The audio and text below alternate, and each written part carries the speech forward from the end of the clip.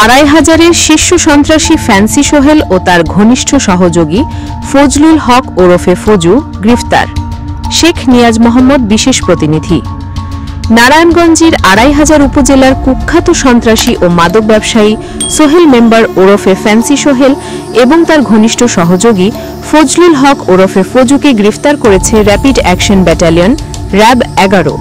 বৃহস্পতিবার ১৩ জুন ভোরে কুমিল্লার দাউদকান্দি ব্রিজ টোল প্লাজা এলাকায় একটি বিশেষ অভিযানে তাদের আটক করা হয়।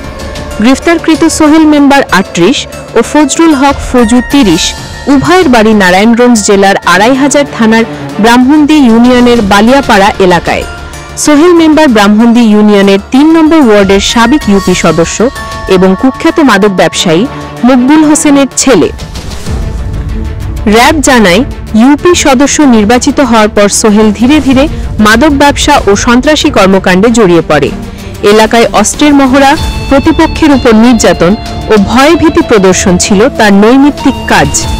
এ কারণে এলাকাবাসীর কাছে সে ফ্যান্সি সোহেল নামে পরিচিত হয়ে ওঠে। সোহেলের বিরুদ্ধে নারায়ণগঞ্জ জেলার বিভিন্ন থানায় চুরি, অপহরণ, হত্যা চেষ্টা, মাদক কারবার ও সন্ত্রাসী কর্মকাণ্ড সহ অন্তত ১৪-১৫টি মামলা রয়েছে। তার সহযোগে ফজুর বিরুদ্ধেও ৪-৫টি মামলা রয়েছে।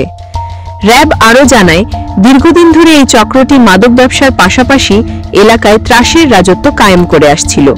গোপন সংবাদ ভিত্তিতে অভিযান পরিচালনা করে র্যাব তাদের অবস্থান শনাক্ত করে গ্রেফতার করে।